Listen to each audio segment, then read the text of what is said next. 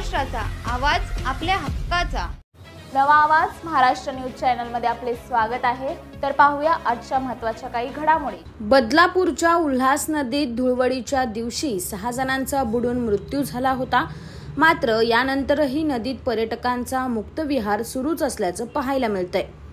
लहान लहान मुलांनाही सोबत घेऊन उल्हास नदीच्या बॅरेज बंधाऱ्यावर पर्यटकांकडून जीवघेणे स्टंट केले जात असल्याची धक्कादायक बाब समोर आली आहे।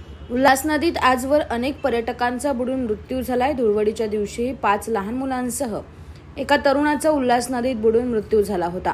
मात्र आज धुळवडीच्या दुसऱ्याच दिवशी पुन्हा एकदा बदलापूरच्या बॅरेज बंधाऱ्यावर उल्हास नदीत पोहण्यासाठी पर्यटकांनी गर्दी केल्याचं पाहायला मिळालं। या पर्यटकांमध्ये फक्त तरुण वर्गच नव्हे तर कुटुंबाचा आलेला सहभाग होता।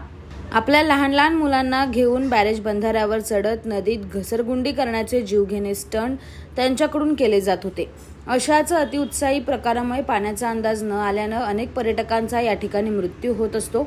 मात्र आजवर झालेल्या दुर्घटनांकडे डोळेझाक करून पुन्हा पर्यटक उल्हास नदीत जीवघेणे स्टंट करत असल्यानं आता उल्हास नदीवर सुद्धा सुरक्षा रक्षक नेमावे का असा प्रश्न उपस्थित झाला आहे।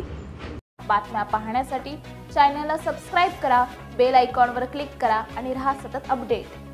तुमच्या परिसरातील काही घडामोडी किंवा समस्या असतील तर आमच्या वृत्तवाहिनीला संपर्क करा आणि तसेच सतत अपडेट राहण्यासाठी आमच्या वृत्तवाहिनीला सबस्क्राइब करा आणि बेल आयकॉन दाबायला विसरू नका।